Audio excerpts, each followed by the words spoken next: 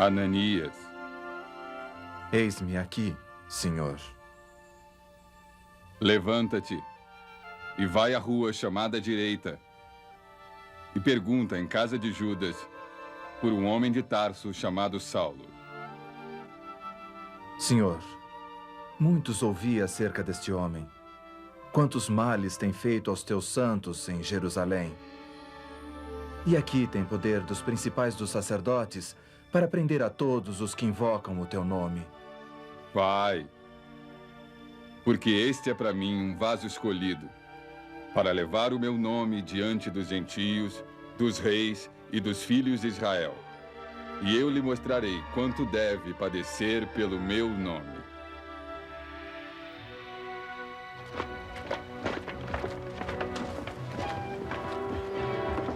Ninguém que conhecesse o fariseu Saulo de Tarso.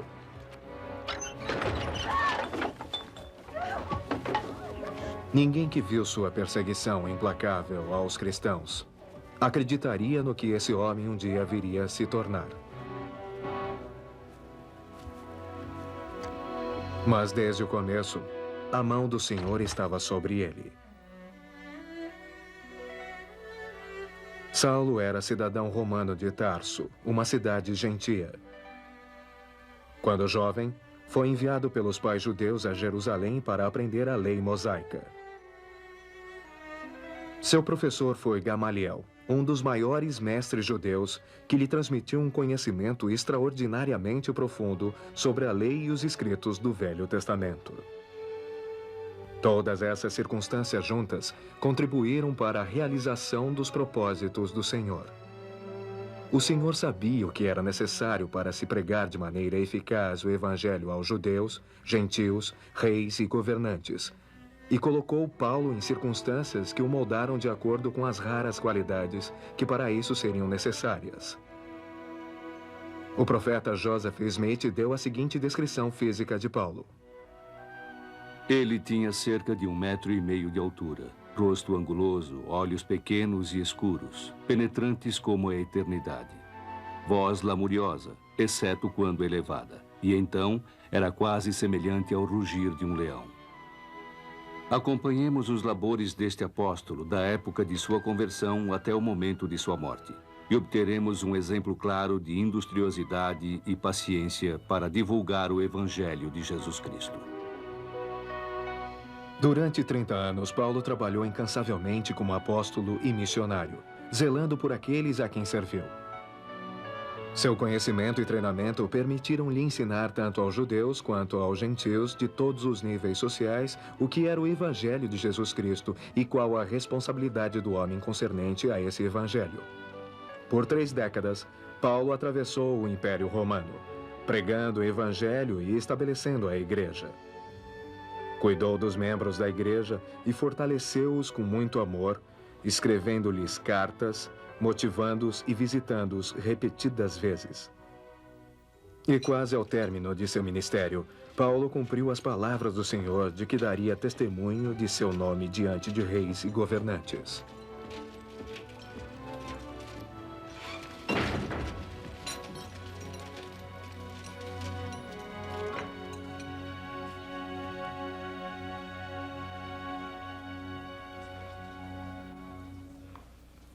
Deixem-no.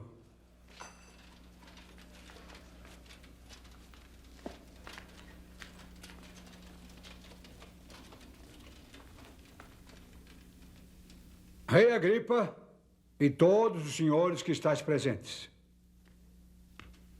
Aqui vedes um homem de quem toda a multidão dos judeus me tem falado, tanto em Jerusalém como aqui, clamando que não convém que viva mais. E por isso, perante vós, eu o trouxe principalmente perante a ti, ó Rei Agripa, para que depois de interrogado, tenha alguma coisa que escrever e notificar contra eles as acusações.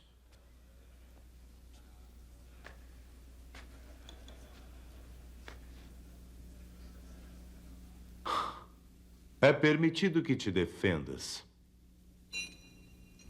Tenho-me por feliz, ó rei Agripa, de que me haja hoje de defender. Rogo-te que me ouças com paciência. Quanto à minha vida, desde a mocidade, todos os judeus a conhecem. Conforme a mais severa seita da nossa religião, vivi como fariseu. Bem tinha eu imaginado que contra o nome de Jesus Nazareno devia eu praticar muitos atos. Encerrei muitos dos santos, nas prisões, com autorização dos principais sacerdotes. E quando os matavam, eu dava meu voto contra eles, castigando-os por todas as sinagogas. Até nas cidades estranhas os persegui. Sobre o quê? Indo então a Damasco, ao meio-dia, ó rei, vi no caminho uma luz do céu que excedia o esplendor do sol e que me envolveu. E caindo nós todos por terra, ouvi uma voz que me falava em língua hebraica, dizia: Saulo, Saulo, por que me persegues? Dura coisa te é recalcitrar contra os aguilhões. E eu disse: Quem é, Senhor? E ele respondeu: Eu sou Jesus, a quem tu persegues. Levanta-te, ponte sobre teus pés, porque te apareci para te pôr por ministro e testemunha. Portanto, ainda até ao dia de hoje, permaneço dando testemunho, tanto a pequenos como a grandes, não dizendo nada mais do que os profetas e Moisés disseram. Isto é, que o Cristo devia padecer e ser o primeiro da ressurreição dentre os mortos. Paulo! Estás louco? As muitas letras te fazem delirar. Não, eu não deliro, ó potentíssimo Festo. Antes digo palavras de verdade e de um são juízo. O rei sabe estas coisas, pois não creio que nada disso lhe é oculto. Porque isto não se fez em qualquer canto. Rei Agripa, crês tu nos profetas? Bem sei que crês.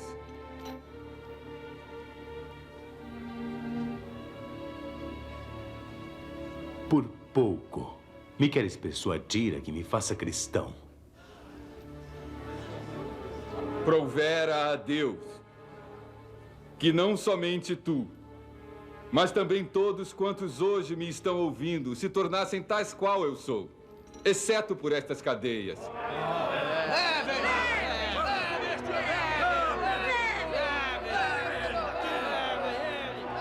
O compromisso de Paulo com o Evangelho de Jesus Cristo foi profundo e total.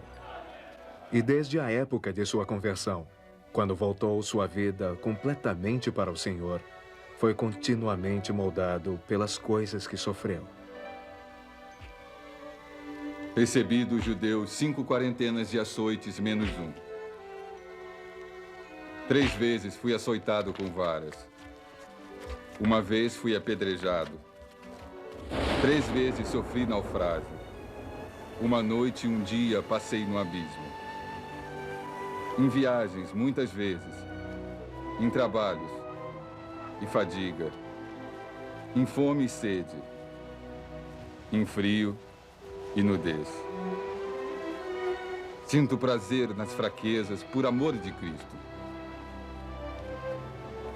Porque quando estou fraco, então sou forte.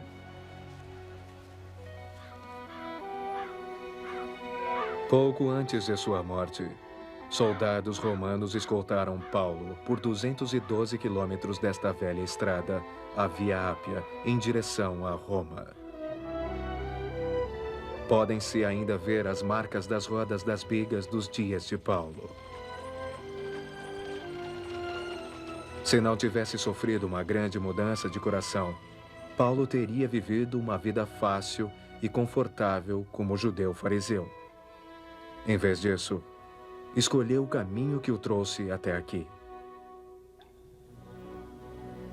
Muitos acreditam que a prisão Marmitina, um dos sítios romanos mais antigos, foi a última cela que Paulo ocupou antes de ser executado. 3,5 metros abaixo do solo, esta prisão era completamente escura quando fechada, e seu único acesso era por este buraco no teto. Eu já estou sendo oferecido. E o tempo da minha partida está próximo. Combati o bom combate. Acabei a carreira. Guardei a fé.